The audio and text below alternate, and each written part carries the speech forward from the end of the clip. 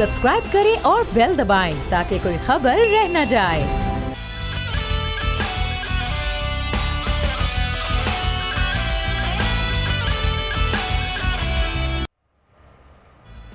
अस्सलामुअलैकुम नाजरीन, प्रोग्राम में आपको कहेंगे खुशामदीद। मैं हूं महविश तबस्सुम और मेरे साथ मौजूद हैं बोल न्यूज़ के एडिटर इन चीफ नज़ीर लगारी साहब। नाजरीन, अफगानिस्तान की सूरत हाल के हवाले से ही बात कर लेते हैं, जहां पर काबुल एयरपोर्ट पर हंगामी सूरत हाल है और भगदड़ मचने से 7 मजीद अफराद हैं जो कि जान की बाजी हार गए हैं।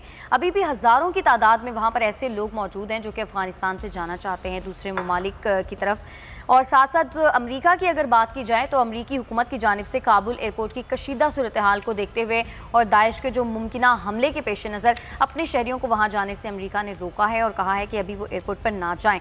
और एयरपोर्ट का जो इस वक्त कंट्रोल है वो तालिबान की 313 बदरी यूनिट ने संभाल लिया है। और अगर तालिबान के हवाले से अवाम का रद्द-ए-अमल की बात की जाए तो कंधार और काबुल में शहरियों ने तालिबान की अब तक की जो कारकर्दगी है उस पर बड़ा इत्मीनान का इजहार किया है और साथ साथ ये भी कहा है कि उनका रवैया बड़ा अच्छा है और उम्मीद वो यही कर रहे हैं कि तालिबान का रवैया आगे भी उनके साथ अच्छा रहेगा। तालिबान ने अफगान सियासी क़यादत के साथ राब्ते कर लिए हैं। अब्दुल्ला हामिद करज़ई और दीगर से उनकी मुलाकातें हुई हैं और उन्होंने यही कहा है कि जो पहले भी बात की थी, आम मुआफ़ी देते हैं, किसी से कोई हमारी दुश्मनी नहीं है। अफगानिस्तान की सूरत हाल पर OIC का इजलास भी तलब कर लिया गया है। लगारी साहब, सारी सूरत हाल अब आपके सामने है। इस वक्त जो एयरपोर्ट की सूरत हाल है, हम देख रहे हैं कि रोज़ाना ख़बरें इसी तरह की मौसूल हो रही हैं। भगदड़ मचती है, उसके बाद जाँ बहक हो जाते हैं, तैयारी से 3 अफराद गिरे भी थे। तो अब वहाँ पर जो इस किस्म की सूरत हाल है उसको कंट्रोल करने की जिम्मेदारी किस पर आयद होती है? क्या ये जिम्मेदारी अब तालिबान पर ही आयद होती है? उन्होंने अपना बदरी यूनिट को तो वहाँ पर तैनात कर दिया है, लेकिन क्या वो संभाल पाएंगे? पहली बुनियादी जिम्मेदारी उन्हीं की है कि उन्होंने मुल्क को टेक ओवर किया है। काबुल पर उन्होंने कब्जा कर लिया है तो काबुल का एयरपोर्ट भी उनकी जिम्मेदारी है। अगरचे अमरीकी वहाँ पर बड़ी तादाद में अमरीकी फ़ौजी मौजूद हैं और अमरीकी फ़ौजियों ने पूरा इनखला नहीं किया था, तो अमेरिका को भी इसकी ज़िम्मेदारी संभालनी चाहिए। या इनखला पूरा हो जाता तो फिर हम कहते कि काबुल के जो भी लोग हैं काबुल में उन लोगों को संभालना है। ज़ाहिर है अशरफ गनी की तो ज़िम्मेदारी नहीं रही है। अशरफ गनी तो मुल्क से भाग गए हैं और तालिबान ने उसकी ज़िम्मेदारी संभालनी है और अपना मुकम्मल सिक्योरिटी देनी है लोगों को। देखें, अब तक की जो ख़बरें हैं, जो तर्ज़ अमल है, जो उनका तरीक़ाकार है, वो माजी की तरह नहीं है और माजी में वो एक गैर समझौतेबाज़ एक फ़रीक लगते थे जो किसी से भी बात करने को तैयार नहीं था, सिर्फ अपने एजेंडे पर अमल करने के लिए बहुत ज़्यादा शायद दिखाए। बहुत ज़्यादा उनकी दिलचस्पी ये थी कि लोग जो हैं वो बस उनकी मान लें हुकूमत को और वो जो कहें उसको कानून माना जाए। बात चीज़ें ठीक हुई थी, पॉपी की काश्त बंद हो गई थी, अमन अमान ठीक था, लेकिन दुनिया ने उसको तस्लीम नहीं किया था। दुनिया में सिर्फ 2 मुल्कों ने तस्लीम किया था, पाकिस्तान ने और सऊदी अरब ने। अब सूरत हाल कदरे मुख्तलिफ है। अब दुनिया जो है वो इनकी तरफ देख रही है, इनके तर्ज़ अमल की तरफ देख रही है और नताइज को देख रही है कि ये क्या रवैया रखते हैं ख़वातीन के साथ, बच्चों के साथ, अक़लियतों के साथ और मुख्तलिफ़ तहज़ीबी सकाफ़ती जो निशानियाँ हैं उनके साथ क्या करते हैं। सदियों से, हज़ारों बरस से जो चीज़ें कायम हैं अफ़गानिस्तान में, उनके साथ उनका तर्ज़ अमल क्या होता है, ये सारी चीज़ें जो हैं वो दुनिया देख रही है। और अब तक इन्होंने सरेदस्त ऐसा कोई मौका नहीं दिया है कि लोग उस पर उंगली उठा सकें। अगर ये इस सूरत हाल को, अब तो पाकिस्तान का मीडिया भी वहाँ तक रसाई हासिल कर रहा है, अगर ये अपना तर्ज़ अमल ठीक ही रखते हैं और लोगों के साथ उनका रवैया पुरअमन रहता है और लोगों को भी वो कबूल करते हैं और मुखालफिन को भी कबूल करते हैं, तो मेरा ख़्याल है कि एक बेहतर आगाज़ हो सकता है।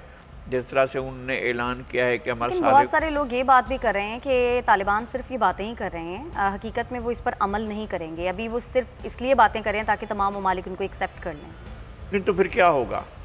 अगर आज दुनिया इस बात पर मान लेती है कि उनका तर्ज़ अमल अच्छा है, बाज़ ख़बरें हैं, इससे इनकार नहीं किया जा सकता। बाज़ इतलात ऐसी हैं कि दरवाज़े खटखटा कर लोगों को निकाल रहे हैं, घरों पर कब्ज़े हो रहे हैं। बाज़ ऐसा है कि ख़वातीन के साथ ज़्यादती, इस तरह की बातें आम की जा रही हैं, सोशल मीडिया पर भी चल रहा है। और लोगों को कह रहे हैं कि ज़बरदस्ती घरों में घुस रहे हैं और ज़बरदस्ती उनसे चीज़ें छीन रहे हैं, इस तरह की बातें आ रही हैं। लेकिन जब तक इसकी आज़ाद मीडिया रिपोर्टिंग नहीं होती है और पता नहीं चलता है कि क्या ऐसे वाक़यात भी हो रहे हैं, तो उसको मानना कदरे दुश्वार होगा। लेकिन उनको ज़रूर देखना चाहिए कि उनकी ज़रा सी भी अगर उनसे कोई गलती होती है, अगर उनका वो जो है हद से तजावुज़ करते हैं, तो फिर दुनिया एक और मूड में बैठी नज़र आएगी आपको, फिर दुनिया आपको तस्लीम करने नहीं जाएगी। मेरे ख़्याल में उन्हें इस बात का एहसास है और वो अपना तर्ज़-ए-अमल बेहतर से बेहतर करते जा रहे हैं। जैसे उन्होंने मुख्तलिफ बड़े मुखालफिन के लिए माफ़ी का ऐलान किया है, तो मेरे ख़्याल में इसको मौका मिलना चाहिए। अच्छा, मुलाकातें भी की जा रही हैं अहम तालिबान रहनुमाओं की जानिब से, अब्दुल्ला, हामिद करज़ई और दीगर से मुलाकातें। देखिए, ये तो कब्ज़े के रोज़ से हम सुन रहे हैं कि अब्दुल्ला, हामिद करज़ई, गुलबदीन हिकमतयार से मुलाकातें हो रही हैं। अब्दुल्ला, हामिद करज़ई और गुलबदीन हिकमतयार से मुलाकातें हो रही हैं। ये आज की बात नहीं है, ये रोज़ की बात है। तो क्या आखिर नतायज भी तो कोई निकले होंगे ना, कोई हमें वो बताया जाए कि इन मुलाकातों का नतीजा क्या निकल रहा है। क्या वो एक शरीक इक़्तिदार हो रहे हैं, क्या वो इनकी हुकूमत की और इनका जो आ गए हैं ये इसकी रिट को तस्लीम कर रहे हैं और वो उस बात को सरेंडर करके तस्लीम कर रहे हैं, साथी बनकर तस्लीम कर रहे हैं, मुखालिफ बनकर तस्लीम कर रहे हैं। जो भी सूरत है वो भी सामने आनी चाहिए। अभी तक बहुत सी चीज़ों का वाज़ेह होना बहुत ज़रूरी है। अच्छा, अफ़गान तालिबान के जो मरकज़ी रहनुमा हैं खलीलुर रहमान हक्कानी साहब, वो ये कहते हैं कि अमेरिका से दुश्मनी में हमने पहले भी पहल नहीं की थी, अमेरिका ने ही पहल की थी तो मजबूरन हमें बंदूक उठानी पड़ी और अब भी ऐसा ही होगा। देखें, वो मैं उनके वालिद को जानता था और उनके साथ मेरी मुलाकातें भी हुई थी जब मैं काबुल में था। तो वो अपने ख़याल में, अपने तसव्वुर में, अपनी कमिटमेंट में, अपनी बात करने में बहुत पुख्ता होते हैं। अच्छा। और ये अगर कोई बात कहते हैं तो उसको पूरा भी करते हैं। तो मौलाना जलालुद्दीन हक्कानी जो हैं वो एक पूरे के पूरे सीधे साधे एक मजहबी रहनुमा थे और उनका वसी पैमाने पर लोग एहतराम भी करते थे। लेकिन बात यह है कि उनके नाम से अमेरिका ने एक प्रोपेगेंडा बहुत बड़ा किया था, हक्कानी नेटवर्क। फिर इस तरह के उनके फैमिली पर हमले भी हुए। लेकिन उसके बावजूद उनका जो ये तर्ज़ अमल है वो मेरे ख़्याल में इसको सराहा जाना चाहिए कि अगर वो ये कहते हैं कि हमने पहले हमला नहीं किया था, यकीनन उन्होंने पहले हमला नहीं किया था। अच्छा, अमेरिका तो उसामा बिन लादेन को गिरफ्तार करके ले जाना चाहता था, वो रिजीम चेंज के लिए कैसे आया? रिजीम चेंज कौन सा तरीका था जो हमेशा उसने किया? यानी रिजीम चेंज किया, तालिबान को हटाया और वहाँ हामिद करज़ई को लेकर आया।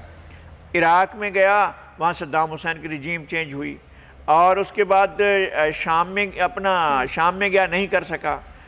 वहाँ पर उर्दून में उसने चाहा नहीं। मिस्र में उसने रिजीम चेंज किया और हुस्नी मुबारक को हटाया गया। हुस्नी मुबारक की जगह पर कुछ दिन के लिए मुर्सी आया, फिर फ़ौज आ गई।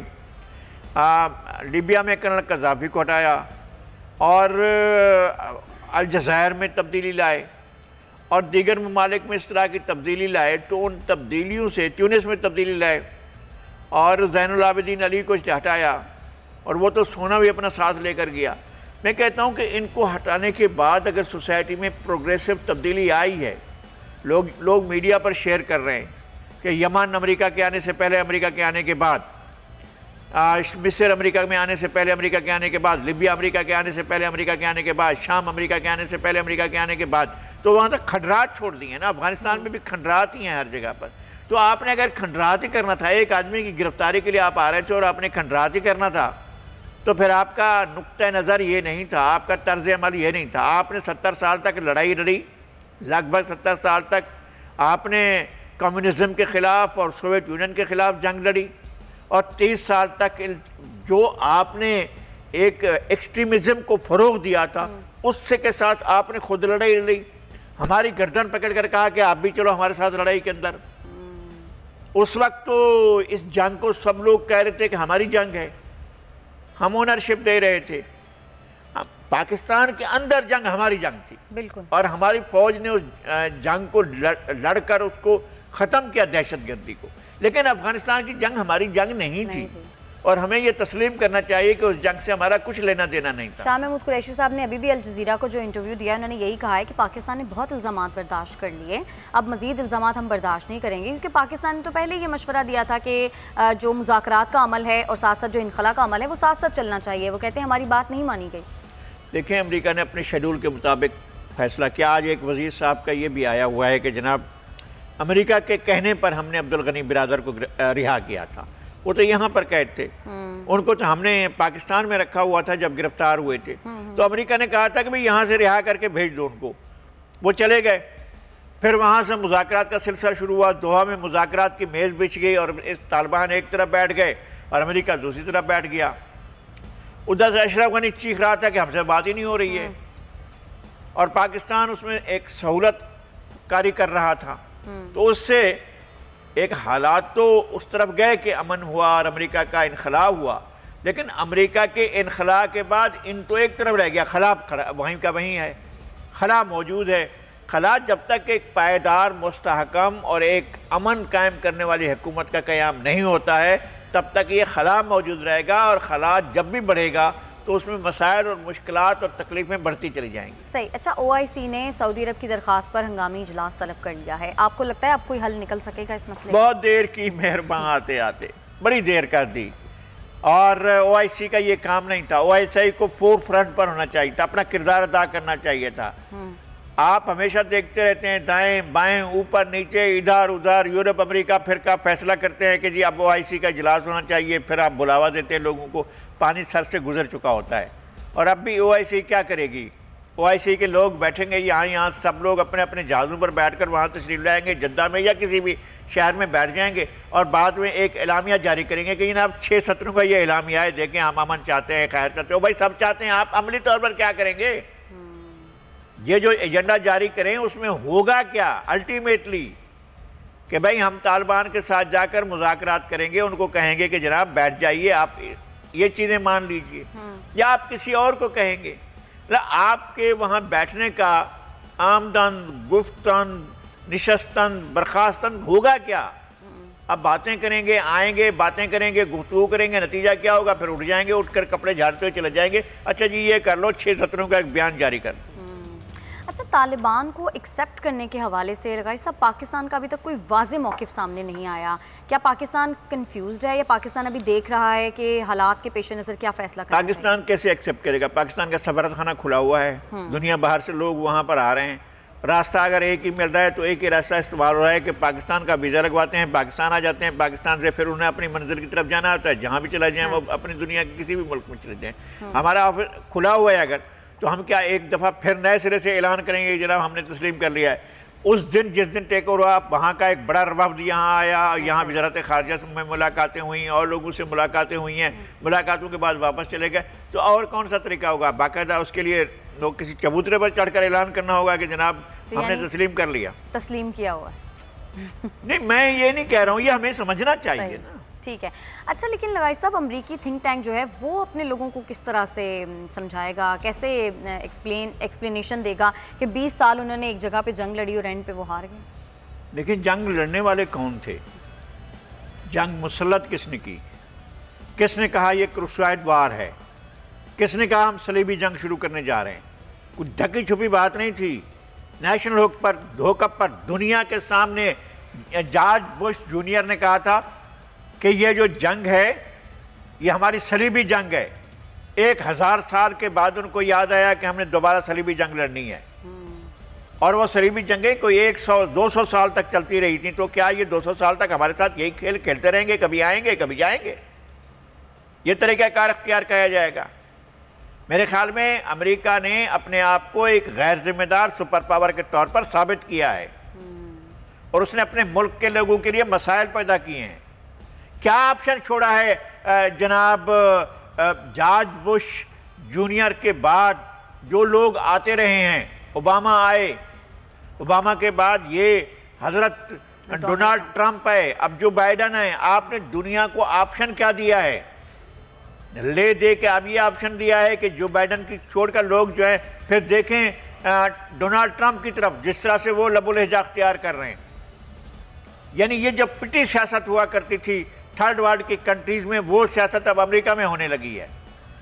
तो आप इसके नतायज को भी देखें। अगर आपने उरूज देखा है तो ज़वाल भी आपको देखना है, और आपको अंदाज़ा नहीं है, अमेरिका को इस बात का अंदाज़ा नहीं है कि उसने आग से खेलने का नतीजा खुद ही भुगतना है, ये नहीं कोई और आकर भुगतेगा।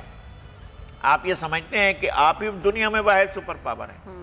हमारी तारीख भरी पड़ी है सुपर पावर्स से। इनको जुम्मा 8 दिन हुए हैं, सेकेंड वर्ल्ड वार के बाद ये सुपर पावर के दर्जे पर फायज हुए हैं, इसलिए कि इन्होंने एटम बम बना लिया था। बिल्कुल। उसके नतीजे में उनने 2 शहर बर्बाद कर देते, हिरोशिमा और नागासाकी। उसके बाद आप सुपर पावर बन गए, वरना आपसे पहले बरतानिया का सूरज गरूब नहीं होता था। पूरी दुनिया के अंदर किसी ना किसी जगह पर उनकी हुकूमतें कायम थीं। तो लेकिन दुनिया में सुपर पावर्स कभी भी फेयर प्ले नहीं करती हैं, आपको ये अंदाज़ा होना चाहिए। लेकिन इनने फेयर प्ले नहीं, इनने अनफेयर प्ले किया। इन्होंने कभी भी नहीं समझा कि हकायक दुनिया के क्या हैं।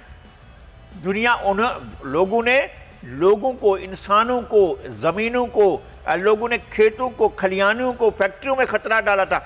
इस सुपर पावर ने और इस सुपर पावर के अमाल ने, अफाल ने ज़मीन को खतरे में डाल दिया है। कुर्रे अर्ज खतरे में है इस वक्त। क्या करेंगे वो 2000 फैमिली या 20,000 फैमिली जो हैं, उनको उठाकर आप मार्स पर ले जाएंगे, ज़ोहरा के चमकते सितारे से हमें वो पैगाम भेजेंगे और हम यहाँ मौत का इंतजार कर रहे होंगे।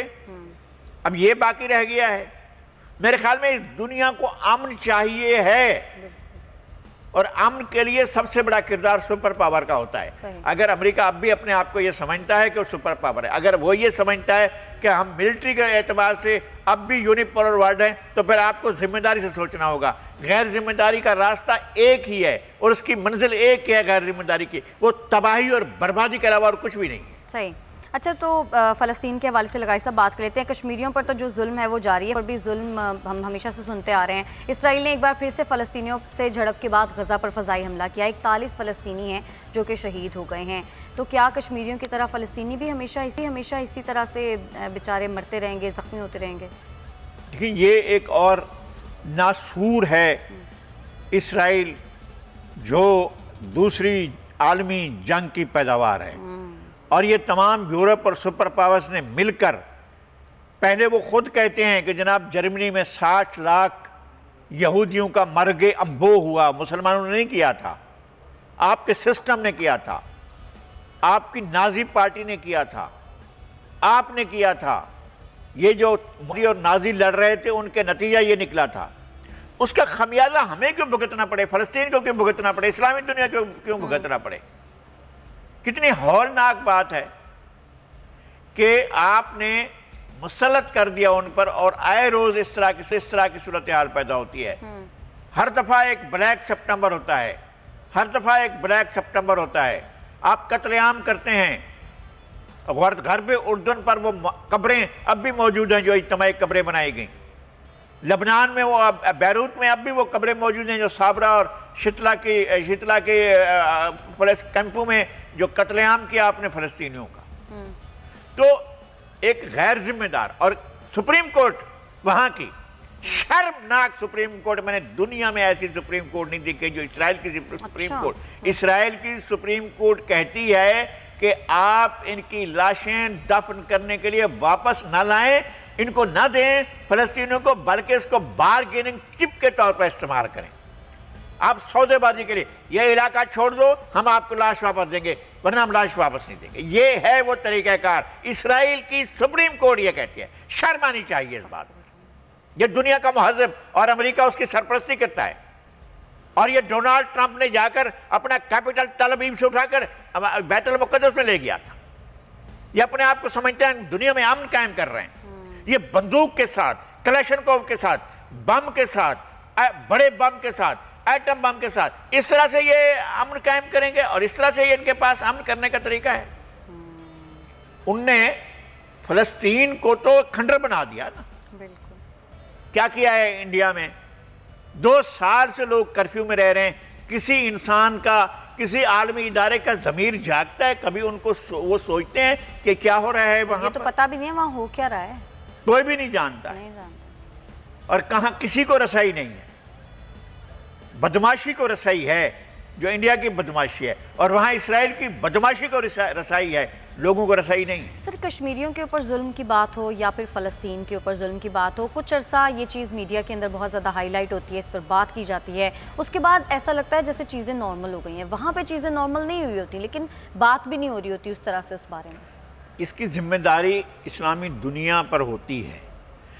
दुनिया के सबसे बड़े ख़जाने जो हैं वो मुसलमानों के पास हैं, इन्हीं के पास हैं, इन्हीं मुल्कों में हैं। सेंट्रल एशिया अब तक पूरी दुनिया के लिए ख़जानों का एक बहुत बड़ा अंबार लगा हुआ है जिसको हाथ नहीं लगाया गया। अफ़गानिस्तान, यहाँ पर खरबों डॉलर के वसाइल हैं, कुदरती वसाइल जो भरे हुए हैं, जिसके लिए ये छीना झपटी होती है, ग्रेट गेम होती है, 2 आलमी जंगें होती है, 19वीं सदी में अलग, 20वीं सदी में अलग, 21वीं सदी में अलग जंगें चल रही हैं, और ये खुद अपने लिए करते हैं। ये खुशामदी बनकर जाकर दर दौलत पर हाजिरी देकर खड़े होते हैं, 2 जानू होकर कहते हैं जनाब और हुक्म फरमाइए, हमने अपने इतने लोगों को मार दिया। ये हमारे हुक्मरानों को तर्ज अमल होता है। इनको सिर्फ इस बात का, मुसलमान मुल्कों के हुक्मरानों को इस बात का सबसे ज़्यादा ख्याल रहता है कि हमारे बच्चे वहाँ हों, हमारी अमलाक वहाँ हों, हम जो यूरोप में, अमेरिका में अपने बच्चों को रखें, अपने घर वहाँ बनाएं, अपने लिए सहूलत की ज़िंदगी देखें। हमारे लोग, हमारी रियाया, हमारे आम शहरी जिस तरह से मर रहे हैं, बर्बाद हो रहे हैं, जो कुछ आजकल पाकिस्तान में हो रहा है, कोई शख्स महफूज नहीं है। ये है सूरत हाल, और दुनिया में और मुल्कों में भी, इस्लामी मुल्कों में इस तरह के वाक़यात हो रहे हैं। बिल्कुल ऐसे ही।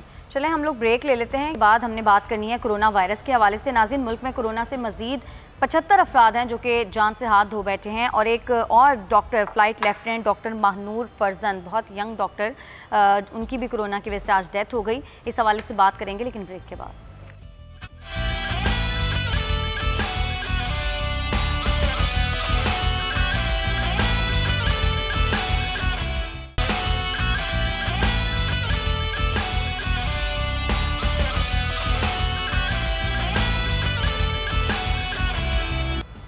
वेलकम बैक नाज़रीन, कोरोना वायरस के हवाले से बात कर लेते हैं। इस वक्त लॉकडाउन तो नहीं है, लेकिन कोरोना के जो केसेस हैं वो भी बतदरीज बढ़ रहे हैं। 75 अफराद हैं जो कि जान की बाजी हार गए हैं, और कोरोना में मुब्तला एक और doctor, flight lieutenant doctor Mahanoor Farzand भी जान की बाजी हार गई।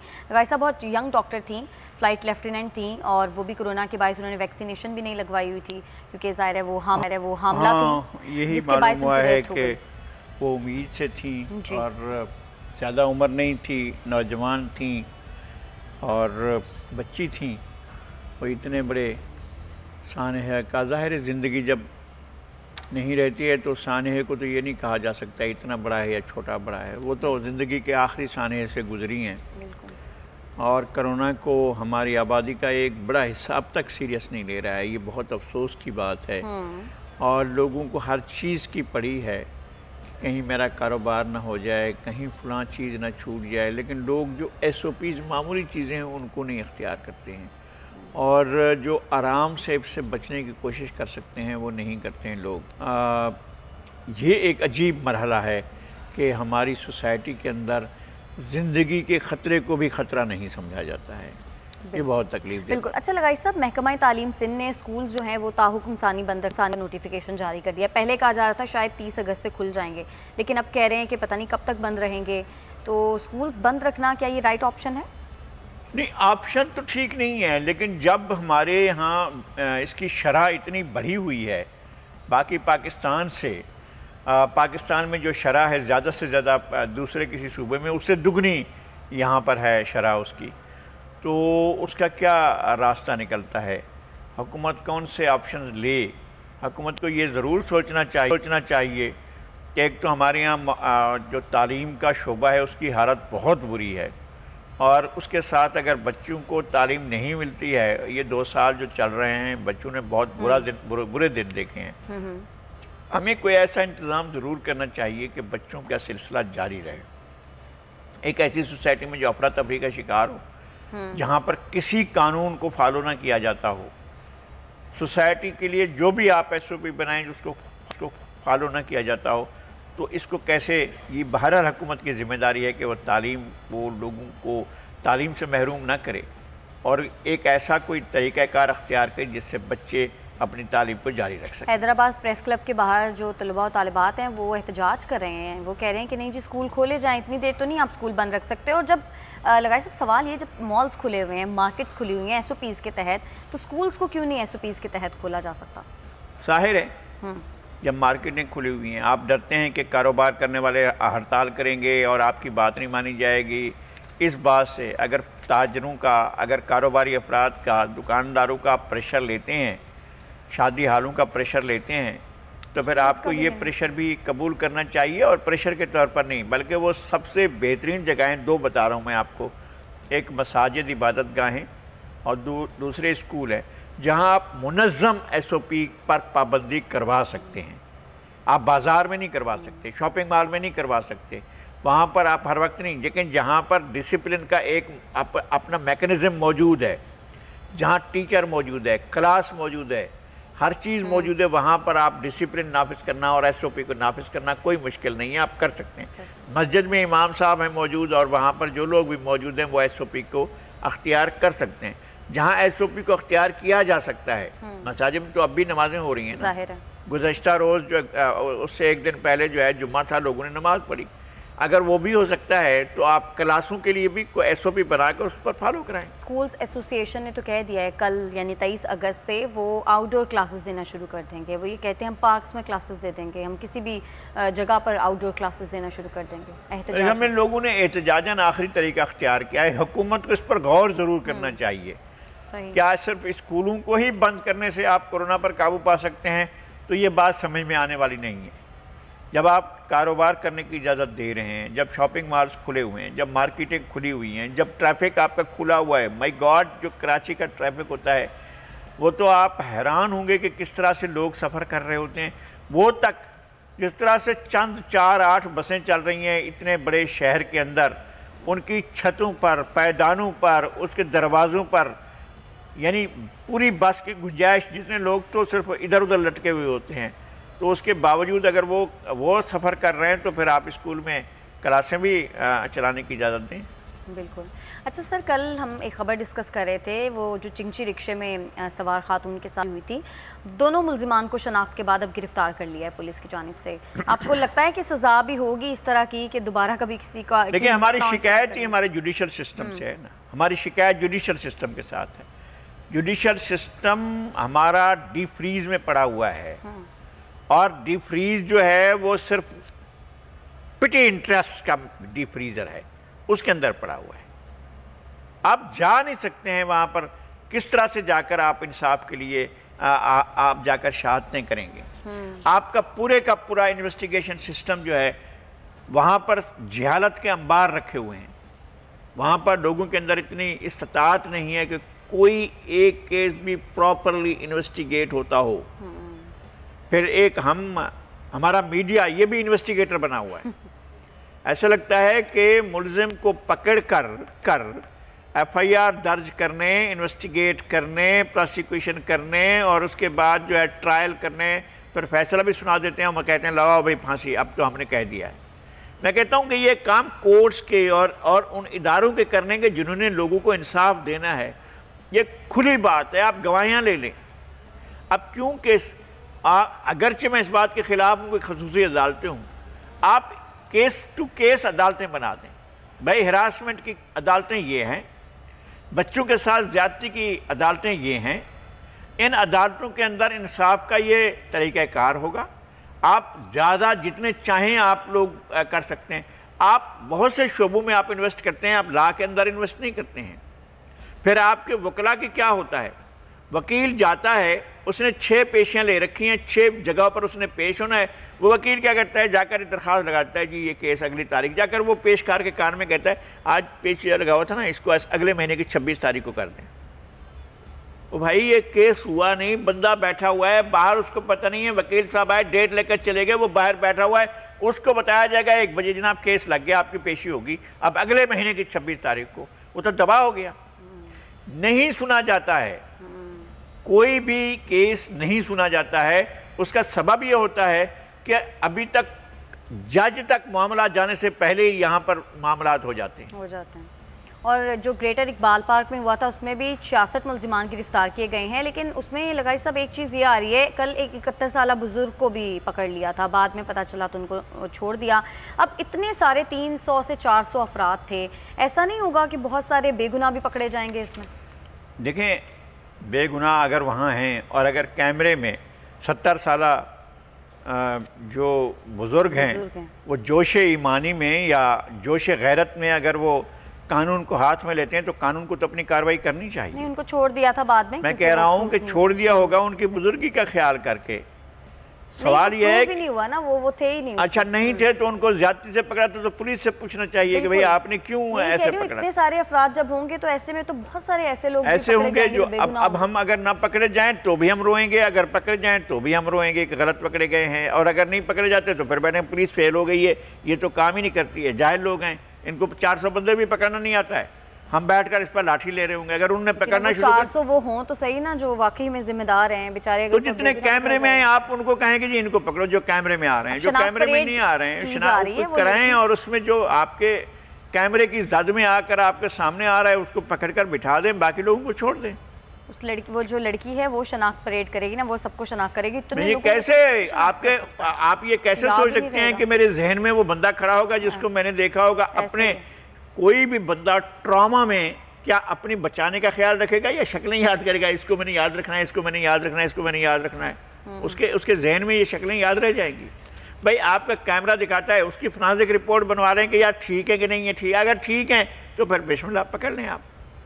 और लगाई साहब, इस तरह का भी मुतालबा लोगों की जानिब से, अवाम की जानिब से किया जा रहा है कि चेहरा छुपा के ज़ाहिर लेकर जाते हैं मीडिया के सामने भी, जब वो तो शनाख्ती परेड की वजह से ऐसा होता है, कानून है। लेकिन अगर साबित हो गया, उसने शनाख्त कर ली लड़की ने कि हाँ ये वो बंदा है, तो आपको नहीं लगता कि उसको दिखाना चाहिए ताकि वो इबरत का निशान बने? मैं ये कह रहा हूँ शनाख्ती परेड हुई नहीं है ना, हो तो आप दिखाएंगे ना, जब तक वो शनाख्त ना किया जाए किसी भी तरीके से। उस लड़की ने 3 से 4 मुल्जिमान गालिबन ऐसे हैं जिनको शनाख्त कर लिया है ना, तो बाकी लोग जब तक शनाख्त नहीं होते हैं उनका तो छुपा कर रखा जाएगा, वरना क्या होगा कि वो उनको खातून या उनके साथ कोई भी लड़के, वो भी तो थे ना, वो अगर पहचानने में अगर वो उसकी पहचान में नहीं आता है, पुलिस ने वैसे पकड़ा हुआ है कि इनसे हमने माल तोड़ना है, तो वो देख कर कहेंगे ये नहीं था, तो फिर चला जाएगा, नहीं तो वो तो फिर अगर मुलजिम है तो फिर उसको बाकायदा गिरफ्तार किया जाए। अच्छा लगाई साहब, हमारे यहाँ अलमिया ये भी है कि इस तरह का कोई भी वाक़या होता है तो उसको बहुत ज़्यादा डिस्कस किया जाता है कुछ दिन, सोशल मीडिया पे भी, इलेक्ट्रॉनिक मीडिया पे भी, लेकिन उसके बाद कोई और ऐसा वाक़या हो जाता है और वो वाक़या पीछे चला जाता है, उसमें रोजाना वाक़यात फॉलोअप क्या है उसका कुछ पता ही नहीं होता, रोजाना वाक़यात हो रहे हैं बिला नागा। अभी आपको मैंने बताया ना कि कैसे एक 12 साल के बच्चे को 8 बहनों का इकलौता भाई, क्या जुल्म है यार, क्या जुल्म है। सुल्तान से किसी ने ट्विटर पर डाला है, उसकी बॉडी पड़ी हुई है, बच्चे की लाश पड़ी हुई है और किस हालत में खेतों में पड़ी हुई है। मैं कहता हूं कि दिल बुझ जाता है। हम नहीं भाग सकते इस जुग्राफिए से, इस ज़मीन से, इस पाकिस्तान से, इस मिट्टी से। वो और होंगे जो भाग जाते होंगे, हमें तो मौत भी यहाँ आएगी, कब्र भी यहीं बनेगी। ये क्या तरीक़ाकार है कि हमारे लिए रहने के लिए स्पेस ही ना छोड़ा जाए। ये तो बहुत ही नाइंसाफ़ी की बात है कि रोज़ाना 1 से 2, 2 से 3, 4 वाक़यात रोज़ाना हो रहे हैं कि 2 भाई आए, बहन और बहनोई को कत्ल करके चले गए। भाई उसका ऑप्शन था, लड़का ऑप्शन ले ले तो उसके लिए जश्न मनाया जाता है, तालियां पीटी जाती हैं, वाह वाह वाह हमारा बेटा जो है अपनी मर्जी की शादी करके आ गया।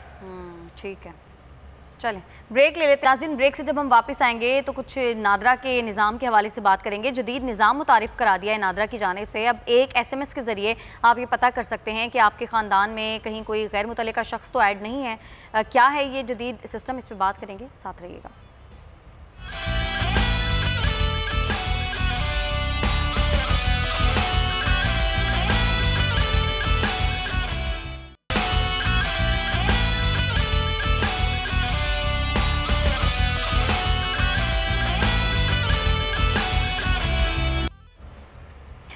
वेलकम बैक नाज़रीन। नादरा ने जदीद निज़ाम मुतारिफ करवा दिया है और उसके तहत आप अपना ID कार्ड नंबर लिखें, स्पेस देकर आप ड्यू डेट आपके आईडी कार्ड के ऊपर जो लिखी है, इशू डेट, वो लिखें और उसके बाद 8009 पर अगर आप SMS करेंगे तो आपका जो ख़ानदान का पूरा डाटा है वो आपके पास एक SMS के ज़रिए आ जाएगा।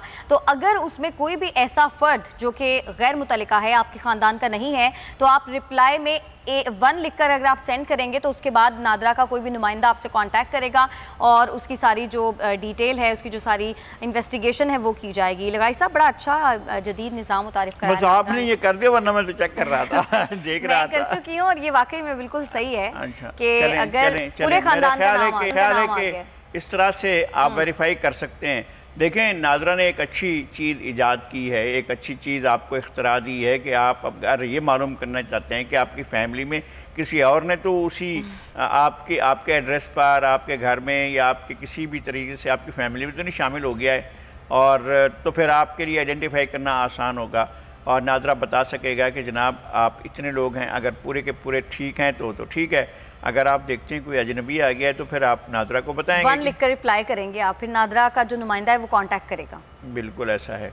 तो जब अगर ऐसा है तो फिर आपके लिए मसाइल नहीं होंगे। देखें, अगर आपको पता नहीं है, आप ये नहीं करते हैं, आप चढ़े अकाउंट देखें इसको, तो फिर होगा कि खुदा न खास्ता अगर किसी ने आपके एड्रेस में, आपकी फैमिली में अपने आप को शामिल कर लिया है और वो वारदात करता है, कोई भी बड़ा ऐसा काम करता है जो कानून की नज़र में गलत है, जुर्म है, तो फिर आप सारे मुसीबत में फंसे होंगे घर वाले।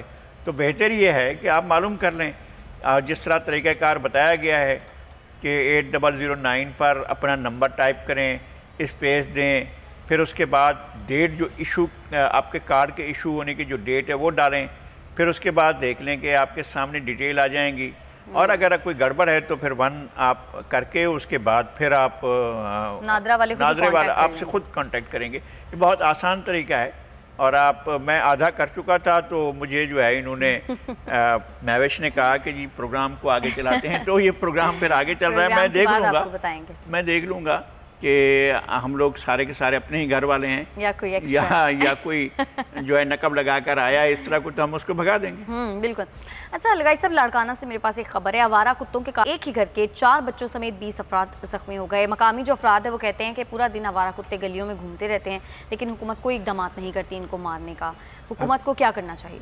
हुकूमत को कुत्ता मार मुहिम चलानी चाहिए। ये तो कोई ऐसी बात नहीं है, लेकिन कोई फ़ायदा नहीं हुआ। नहीं, मैं कहता हूँ कि आप कुत्तों से लोगों को महफूज करना किसकी जिम्मेदारी है? हुकूमत की जिम्मेदारी है। वो लाड़काना में हो, वो इस्लामाबाद में, हम बताते नहीं हैं वैसे, इस्लामाबाद लाहौर की खबरें नहीं देते हैं, हमें तलाश में रहते हैं। पूरी पाकिस्तान के सारे अजला में, सारी तहसीलों में सिर्फ एक लाड़काना है जहाँ पर कुत्ते बहुत बदमाश हैं, ज़्यादा होते होंगे और ज़्यादा बदमाश होते होंगे। बाकी सारे तमाम पाकिस्तान में कुत्ते जो हैं वो बहुत ज़्यादा शरीफ हैं और नहीं होते हैं। हमारे इल्म में होता है कि और जगहों पर भी ऐसे सोशल मीडिया पर देखते रहते हैं कहाँ कितने कुत्तों ने कैसे काटा, लोगों को किस तरह से भंबोड़ा है, क्या हुआ है। वो ख़बरें मीडिया की जीनत नहीं बनती। हमारा जो ये ट्रेडिशनल एक मीडिया है हमारा, हमें ज़्यादा खबरें मिलती हैं और मिलती रहनी चाहिए। कम से कम एक चीज़ तो हो कि लाड़काना से तो कम से कम ये ख़त्म हो जाए वबा कि कुत्ते जो हैं जाएं किसी शख्स को, किसी फैमिली को, किसी आदमी को, किसी बच्चे को, किसी औरत को, किसी बड़े को, किसी बूढ़े को अगर वो काट देते हैं तो ये तो लाड़काना के हुक्मरानों को सोचना चाहिए कि अगर उनके ज़िले में कुत्ते हैं तो बाकी सूबे में भी होंगे, तो उन्हें इस तरह का लोगों को बचाने का तरीक़ाकार ज़रूर अख्तियार करना चाहिए। वैक्सीन अगर है तो वैक्सीन करनी चाहिए और कुत्तों से जान छुड़ाने का कोई तरीका करें। हर तरफ बढ़ते जा रहे हैं। अब तो आपके पास ऐसे मेहमान भी आए हुए हैं जो कुत्तों को दूसरे कामों में इस्तेमाल कर लेते हैं, तो आप जो है वो कुत्तों को यूज़ करें। अच्छा लगाई साहब, कराची में जो सीवीयू पर जहाज़ फंसा था, बहरी जहाज़, उसको अभी तक नहीं निकाला जा सका है। जो क्रेन भेजी गई थी उसको भी वापस बुला लिया गया है, क्रेन शिप को। क्या जहाज़ ने वहाँ फंसे ही रहना है? कोई इकदाम नहीं किए जाएंगे? मेरा ख्याल है, आपको शायद याद नहीं होगा, या तो बहुत छोटी बच्ची होंगी आप या पैदा नहीं हुई होंगी। यहाँ पर एक और जहाज़ फंसा था, ये जहाँ पर एक रेस्टोरेंट बना हुआ है, लोग खाना खाने जाते हैं, इसके करीब ही एक जहाज़ आकर फंसा था कोई 25-30 साल पहले। तो अब एक बार फिर एक और जहाज़ आकर फंस गया है। वो भी इसी गले सड़ गया था और फिर लोहे वालों ने किस तरह से करके वहाँ से कुछ सामान उठाकर लोगों ने उसको साफ़ कर दिया था अभी लोग ही साफ करेंगे, जिस तरह से आएंगे, जिसको लोहे की ज़रूरत होगी, जिस चीज़ की, हुकूमतें कुछ नहीं करती हैं, वहीं फंसा रहेगा, वो वहीं फंसा रहेगा, कुछ भी नहीं होगा। ये इस पर हाँ अखराजात लगेंगे, जहाज़ निकालने के अखराजात जहाज़ की कीमत से ज़्यादा हो जाएंगे और कहेंगे जनाब हमने ये किया ये किया ये किया। एक फवारा था जिस पर लाखों के अखराजात, करोड़ों के अखराजात आए थे, समंदर के अंदर था। और समंदर के अंदर मैंने एक दफ़ा जद्दा में देखा था फवारा, फिर यहाँ कराची में एक फवारा लगा, 1 महीना चला, करोड़ों का अखराजात हुआ। वो अब तक पता नहीं है कि फवारा कहाँ गया, क्या हुआ है उसके साथ, चल रहा है नहीं चलता है। अब तो नहीं खैर चलता तो बिल्कुल नहीं है हुकूमत का, अगर जहाज़ को नहीं निकाल सके। नहीं तो फेलुअर है तो उसको परवाह ही नहीं है हुकूमत को। हुकूमत ने और कितने 1000 फेलुअर और हैं उनके, हम उनको कहाँ से पकड़ेंगे। ये तो इसकी परवाह ही नहीं है उनको। एक चीज़ होती है कि हिस्स मारी जाती है, वो इनकी हिस्स ही नहीं है। हमारे हुक्मरान कहीं से भी हूँ, कैसे भी हूँ, किधर भी हूँ, जो भी हूँ, उनके अंदर हिस्स नहीं होती है कि हम चीज़ों के कि ये हमारा पोर्ट है, ये हमारी बंदरगाह है, ये हमारा कोस्ट है, ये हमारी कोस्टल बेल्ट है, ये हमारे मैंग्रोव्स हैं, ये हमारे दरख्त हैं, ये हमारी रेत है। किसी चीज़ की ओनरशिप नहीं लेते हम अपनी चीज़ समझकर नहीं हिफाजत करते कि अरे भाई ये तो मालिकों का कप है, इसका क्या, यानी हम इसकी ओनरशिप ले लेना भाई, नहीं टूटने देंगे हम। बिल्कुल ठीक है, बहुत शुक्रिया लगाई साहब आपका। आज के प्रोग्राम से इतना ही। अब अगले हफ्ते फिर से आपकी खिदमत में हाजिर होंगे, तब तक के लिए हमें इजाज़त दीजिएगा। अल्लाह ने के बाद।